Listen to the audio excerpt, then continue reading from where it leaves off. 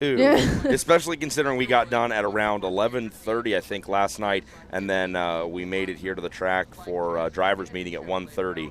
It's been a quick turnaround, but that's what Cowboys do. And as you said, Simpson Race Products Heat Race number 1 is rolling out onto the track. So how about it, folks? Let's introduce you to the starting lineup for today's first heat race.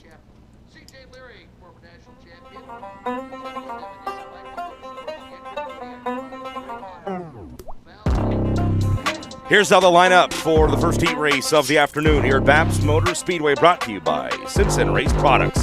Driving the 3BC, Nash Ely will lead into the green flag with the first-time National Sprint Car winner last night at Big Diamond Speedway, Tanner Thorson in the 19 AZ. Isaac Chappell takes the 52 from third on the grid, and the 2019 Series champion C.J. Leary starts fourth. KTJ, Kevin Thomas Jr. moved up to second in the point standings last night. He rolls off fifth here alongside Fatheads Eyewear Quick Time Award winner, the 19S of Stephen Trevicki. Joey Biasi starts seventh after picking up a heat race win earlier in the week. Troy Fraker joins us for the first time this week. He takes the 12W from 8th place on the starting grid here in heat race number 1. Making up row 5 all by himself will be the 38S of Tom Savage. That's how they line up for Simpson Race Products heat race number 1. Christy, you can see it right there. Lots of work being done to the track after qualifying was done.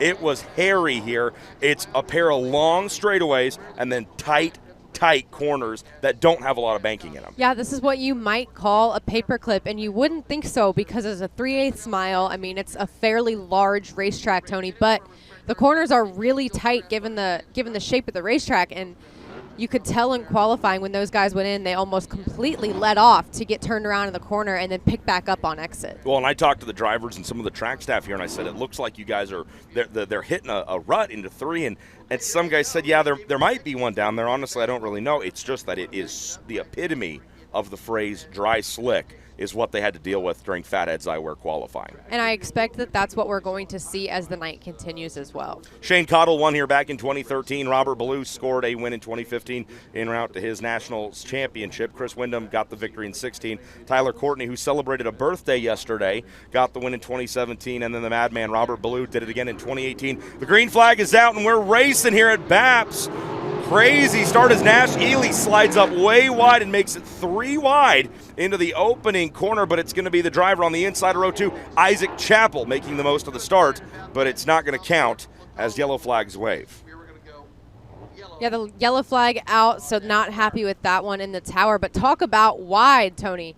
All those cars went in different directions on the start and into turns 1 and 2. Some guys on the top, some guys on the bottom, and some guys to the middle. This is a really wide racing surface right now. It's so crazy because I walked out of the van yesterday and crested the bleachers that are cut into the side of the hill at Big Diamond, and you see that big, massive 3/8 of a mile, and you see these big, tall, wide corners, lots of banking, and you think, this place is going to get 5 wide. Well, there were multiple grooves, but it wasn't overly wide. And then you come here and you think, it's a little bit tighter, a little bit narrower. It's probably going to end up on the bottom. Well, right there on the start, they fan out, and I think that's going to be the case for the rest of the evening if they stay on top of track maintenance. Yeah, absolutely. We're going to see who decides to go for the top. Nobody in qualifying chose the top side, but they might in these heat races. Tanner Thorson trying to make the most of start attempt number 2 here in Simpson Race Products heat race number 1. Nash Ely gets away much better, slides way up the track. Thorson sees the opening and is going to try to step on through to the other side, but Ely gets back on the loud pedal, leads him into 3 and 4. Thorson absolutely going to try to capitalize on that. He crosses Ely over, and C.J. Leary right on Thorson's tail. Isaac Chappell not far behind either. Isaac Chappell got that good jump on the original start. Thorson hangs a hard left, gets down to the inside in 1 and 2, but he's going to push up the track. He brings Leary along with him. Leary gets up into second, and your pole sitter Nash Ely back to third. Now Chappell wants to come along for the ride in 4th. Don't count Trevicki out either. Yeah, Stephen Trevicki also looking for that transfer position. C.J. Leary going for the lead on Tanner Thorson right now. C.J. Leary to the top, Thorson to the bottom. It looks like Leary's going to get it. Yeah, there you go. He does get it. There was a dramatic pause there as C.J. Leary went for the move down in turn number 2. But Tanner Thorson's going to try him back, develops a push, gets way up in the soft stuff. Leary will lead them here. All of these heat races are 8 laps in length. The top 5 will advance. We are working lap number 4. They'll see halfway this time by. Leary leads with Thorson in second. Steven Dravicki just about to pick off Kevin Thomas Jr. for that 4th position. Isaac Chappell still hanging out on the bubble, wanting to get into the transfer spot. KTJ going to fight back against Steven Dravicki. Good side-by-side battling right here as the 3-time East Coast champion. Steven Dravicki takes it to second place in the national standings. Kevin Thomas Jr., they continue to fight, but here now is the battle for the transfer. Kevin Thomas Jr. is up in 5th. Isaac Chappell is scored in 6th. That's going to be Joey Biasi getting around him aboard the B1. They've got some work to do to catch KTJ as Thomas Jr. has the transfer. Tony, it looks like in these heat races, the top is the preferable side of the racetrack, whereas in qualifying, nobody wanted to touch the top, but the racetrack has really come around. They've done a fantastic job during track prep. I don't think anybody was happy with how the track looked during Fat Ed's iWork qualifying. Well, we can definitely say that USAC and the team here at BAPS has done a fantastic job as CJ Leary's got that right rear way up in the soft stuff. He's coming down to see the white flag wave, this time by Simpson Race Products. Heat race number 1 being led to the white by Leary, but don't look now. Tanner Thorson sets quick time of this race last time by, a 19.371. I don't know if he has enough time to get Leary, Tanner though. Thorson gets way up over what might be the cushion. He gets a little bit hung up, and he's probably not going to catch him, but we're coming to the checkered flag. So Leary will set sail through 3 and 4. He can coast as he's getting over the lappers right here.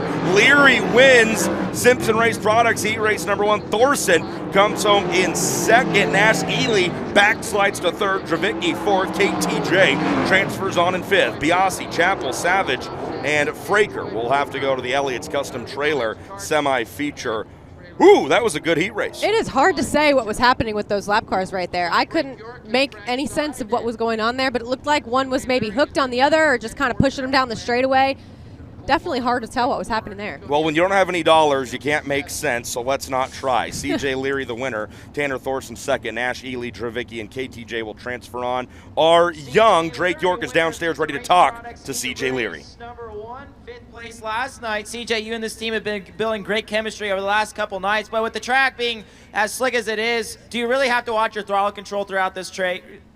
Yeah, you know, the racetrack's super slick. You know, when we came here today, knowing it was a day race and everything, that the track was going to be pretty slick and pretty hard on tires. So it was pretty cool. They came out and did the rework and got us up on the top. And I think it's going to make it a lot racier than just putting around the bottom. It's what the non-wing cars are all about. It's getting up and throwing some slide jobs and seeing a really good race. CJ Leary, winner of Simpson Race Products heat race number 1. We'll send it back up top. Great job down there, Drake. CJ Leary. The car's green, but his face is red. He was working hard inside that 77M. He was on these really big, long racetracks. It takes a little bit more aggression on the driver's part, I think, to get at least to get the car rolled through the corner, and especially on a slick racetrack to get it pitched and to kind of lead it where you want it to go. Leary's had a solid season so far here in 2021. He kicked off the year with a 7th and a 5th place finish at Bubba Raceway Park in Ocala, Florida. He had a runner-up finish at Lawrenceburg when he finished second, another 7th at, where were we? Bloomington in back last weekend, and then he had a 16th place finish at Hobstadt, and he's back on his groove here, a 6th and a 5th the first 2 nights of racing here in Pennsylvania. So Leary picks up the Simpson Race Products heat race number 1, which means we're ready to roll on in to the CSI heat race number 2. Let's introduce you to their starting lineup.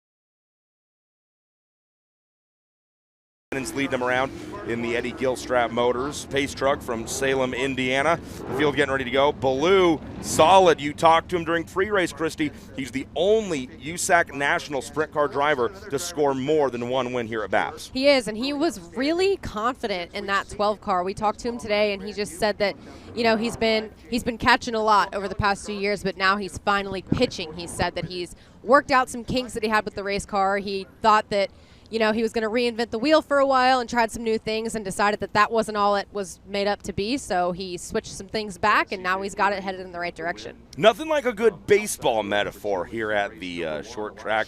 Baloo cleaning the visor as the 10M of Mike Myers lines up alongside, getting ready to go here for the CSI Heat Race number 2. Leary picking up the victory in Simpson Race Products Heat Race number 1. Your outside front row starter, Mike Myers, comes to us from Zionsville, Pennsylvania. He's got silt containment solutions and checkered flag finishes on the side of his H&G Chevy powered Triple X. You talked about it, though. Baloo said the last couple of years they just haven't really had their head in the game, essentially, is what it came down to. And he says he's really gone to work this year, and he's very happy with the car, and the results go to show for it. He's picked up multiple hard charger awards throughout the year, and he's trying to transfer in here through the heat race and not have to pass so many cars. Yeah, and if he can make that transfer, I think that Robert will be in a really good position tonight to maybe give this night a shot at victory lane.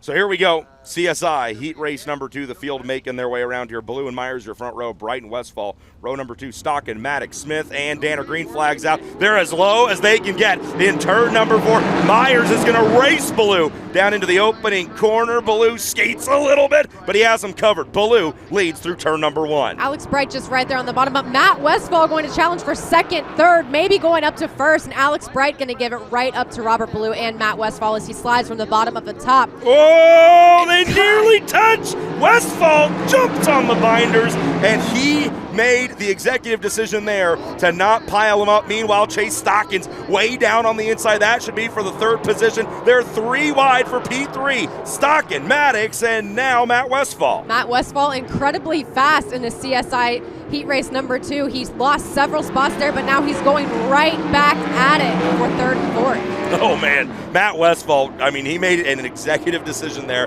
to not destroy the right front corner of his car when Alex Bright slid up in front. Meanwhile, Brandon Maddox has the 5th and final transfer position on track right now. Behind him, Briggs Danner drawn even, or at least trying to, up on the high side of the racetrack. Danner trying to get it wound up here. Danner going to go to work on Brandon Maddox here in 1 and 2, but Chase Stockton sticking steady up to the top side of the racetrack, and Briggs going to try a little bit of everywhere coming off that backstretch. Briggs Danner in that 5G for Bill Gallagher. It's his first season with a 410 without a wing on top. Brandon Maddox letting that right rear eat. The left front gets some airtime. Oh, but that opens up the door for Briggs Danner. He tries to go around the high side, but Maddox pitches it down to the inside. This is a good fight for the transfer. Maddox slides wide. Danner goes back inside. Briggs Danner going to shut the door on Brandon Maddox, but Brandon Maddox not giving up just yet. He's going to slide him in turn 3 and 4, and Briggs Danner's going to get a better run than Maddox does. Maddox has 5th for a moment. Danner has 5th for the next moment. Who wants to transfer? It seems like neither one of these do, because they keep giving the spot back. Maddox slides him in 1, but pushes up through 2. Danner, Maddox, door to door, and these cars don't even have doors as they go down the back straightaway. A much better run for Brandon Maddox that time as he got to kind of get off the corner a little bit better, and he's going to hold Danner off for another lap. Let's check in on the lap count here. We're going to see the white flag next time by as Danner pitches it in big time once again down into 1. He's going to slide, and he finally covers Maddox, but Maddox is not going to like the move at all as Maddox ends up in the soft stuff. Danner has the transfer spot. White flag in the air, 1 to go. Robert Baloo still just coasting right ahead, about a half a second in front of Alex Bright, and Alex Bright hot on his tail. Matt Westfall still sitting in the 3rd position, Chase Stockton in 4th. Baloo's going to walk the dog through 3 and 4 here. Alex Bright is close, but not close enough. The Madman comes off of turn number 4 to get the heat race win here in CSI Heat Race number 2. 2nd place will go to Alex Bright in the 20. Matt Westfall comes home 3rd. Stockton and Danner will transfer. Maddox loses out. What do you make of Danner's move on Maddox, Chrissy? I think it was a fair move. I think it's unfortunate that Brandon Maddox was put up into the marbles where he couldn't really get the grip that he needed to continue that run, but it didn't feel like an intentional thing. It felt like that was the only way to gain that position. I'm with you 100%. It was a racing move. Brandon Maddox will probably disagree, but Briggs Danner did exactly what he had to do to get the 5th and final transfer spot. Let's go down to Drake York and his buddy, Robert Ballou. Gets the win in Simpson Competition Suspension Incorporated Heat Race number 2. Robert, you've had a great Keystone State Invasion so far. What is it about these Pennsylvania tracks that makes this 12 car so good? For the most part, it's everybody's on a level playing ground. We only come here once or twice a year, and you know, you don't get to build up a notebook because year to year the track changes so much. But you know, these day shows are kind of interesting. I think if we started with a racetrack like this for hot laps, it would have been. We're all on the same deal, and hopefully they can widen it out a little bit so we can make some passing, so it's you fans get your money's worth tonight. Robert Ballou gets the win in CSI Heat Race 2. We'll send it back up top. Thanks a bunch, Drake. Robert Ballou, he's a working man. He goes to work all week to get out here and go racing with the Amsoil National Sprint Cars, and he wants these hard-working fans up in PA to get their money's worth. That's honest of him. I think that's honest work right there. Robert Ballou, and I know for sure he loves coming to Pennsylvania, and as he should. You know, he's has great success here at BAPS Motor Speedway, so seems like he's, you know, pretty happy to be here.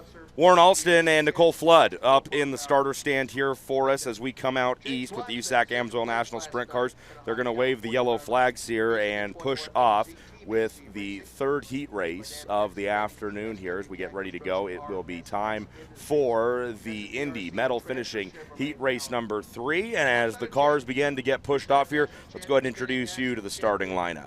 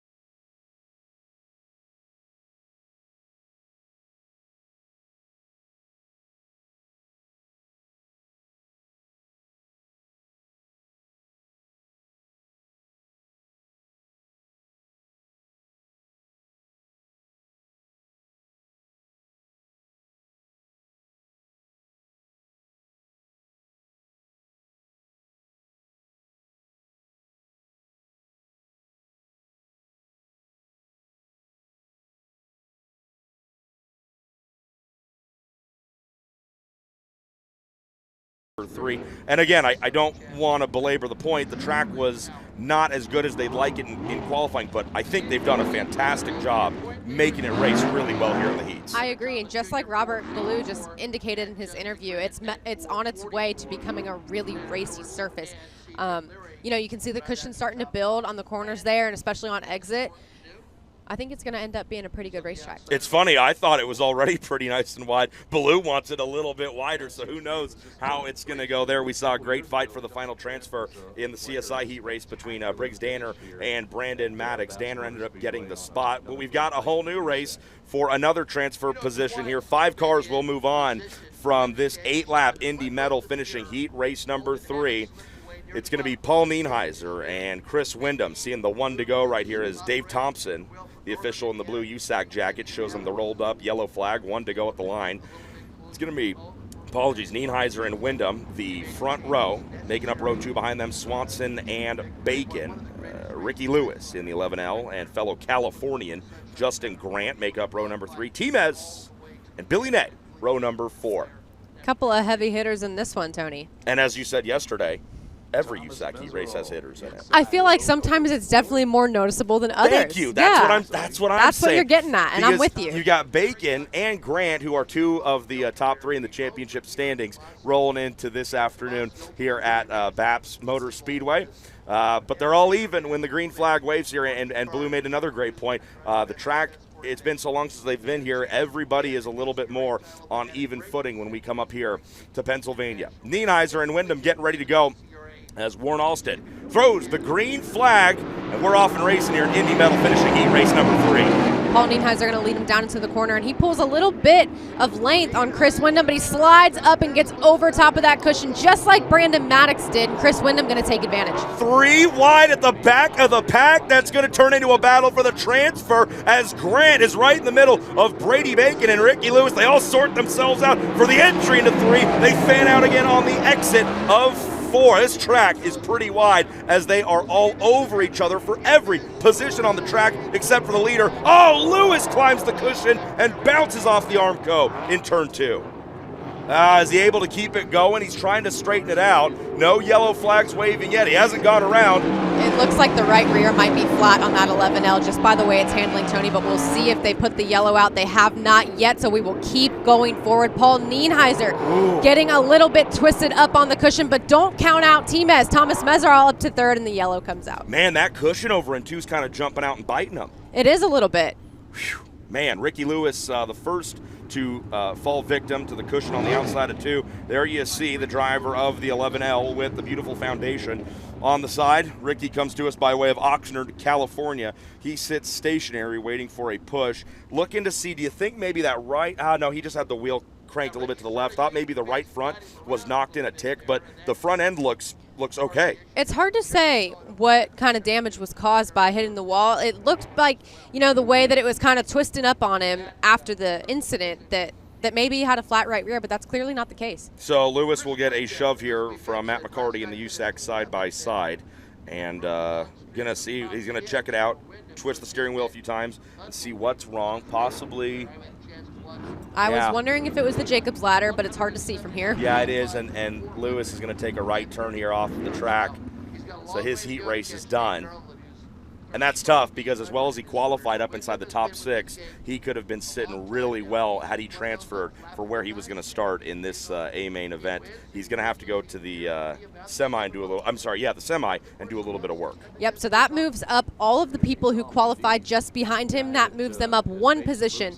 So the guy who qualified 7th, which off the top of my head, Tony, if you can get that. Yeah, we're pulling up qualifying results here really quick. The guy who qualified 7th is now, as long as he transferred through his heat race, that's now essentially your pole sitter tonight. So we're going to go back to green. Chris Windham leading them to the green flag. Paul Nienheiser going to take the bottom away from T-Mez and going to slide up toward Chris Windham. Here we go, working on the restart here with 6 laps to go as we were early in the running of that one. Justin Grant licks the stamp and sends it down to the inside of T-Mez. Thomas Meserol, contact right there. Can Nienheiser keep it out of trouble? Yes, he does. But Meserol had to take evasive action. Wow.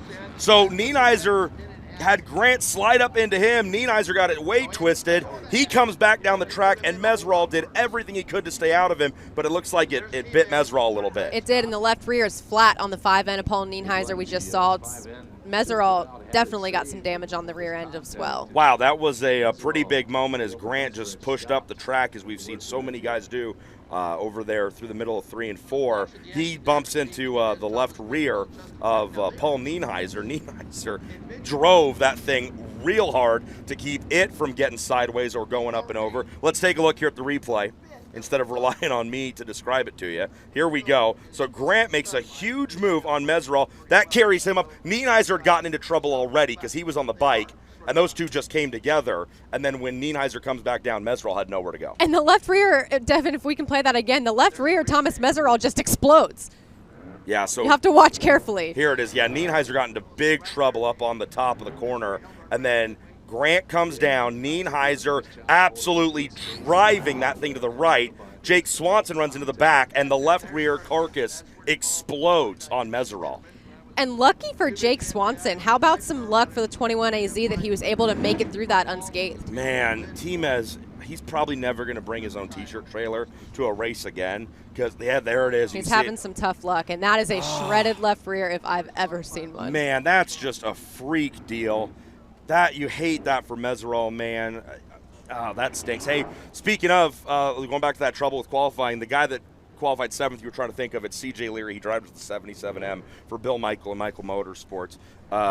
He's from Greenfield, Indiana. He was 7th. Ricky Lewis had qualified right in front of him. So to your point, with Lewis having to fall out now, that bumps everybody else up a spot. It does, but Brandon Maddox, who qualified 2nd, also missed the transfer. Ooh, the plot So that thickens. shakes it up even a little bit more.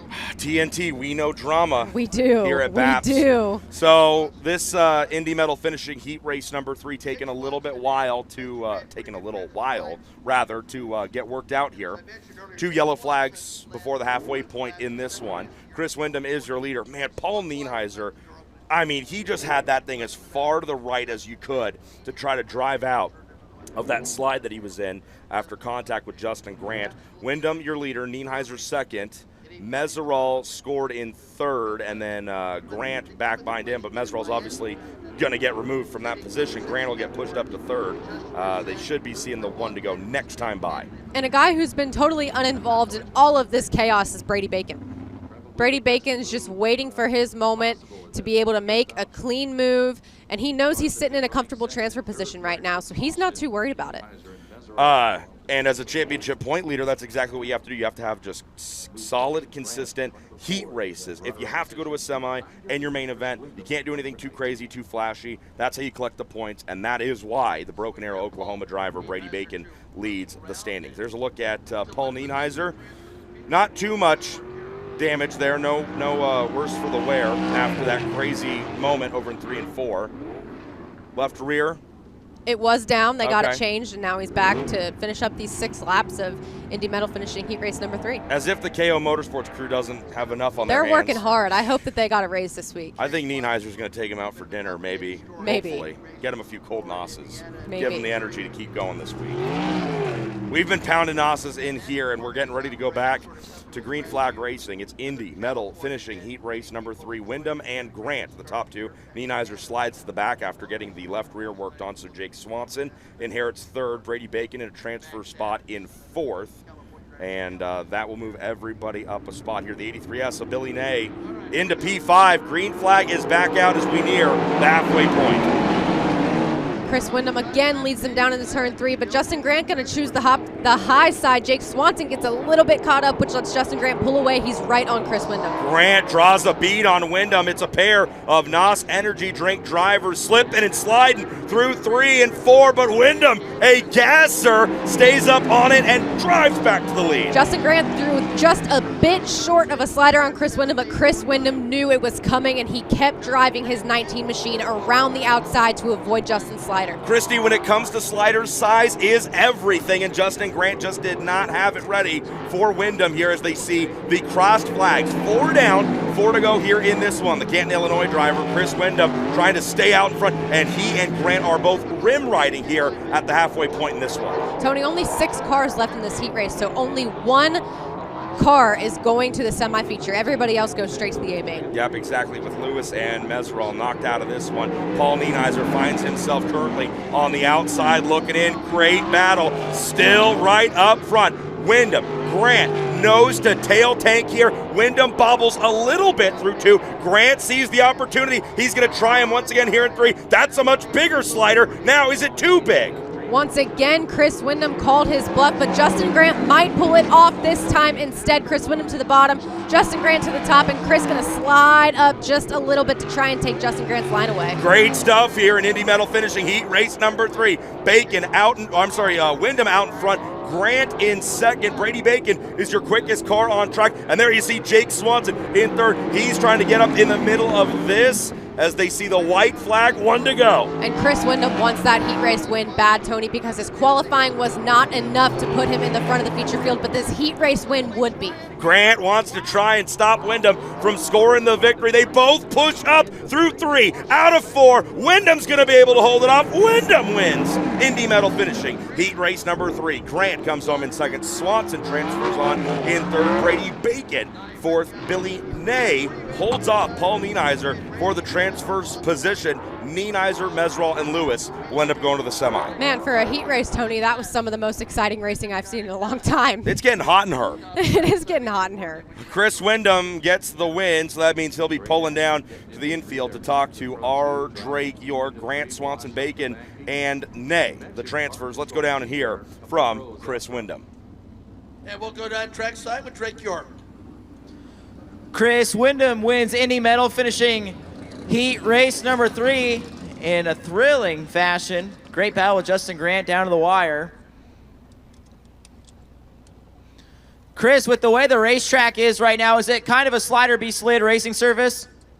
Yeah, it's a pretty tough surface. I didn't really know exactly what the fastest line there was, and Justin slid us there, so I had to get up on the wheel a little bit and racing back pretty hard because these heat races mean so much to win. But you know, it's slick, so we'll see what we got for the feature. Big Daddy Chris Wyndham wins Indy Medal, finishing heat race number 3. We'll send it back up top.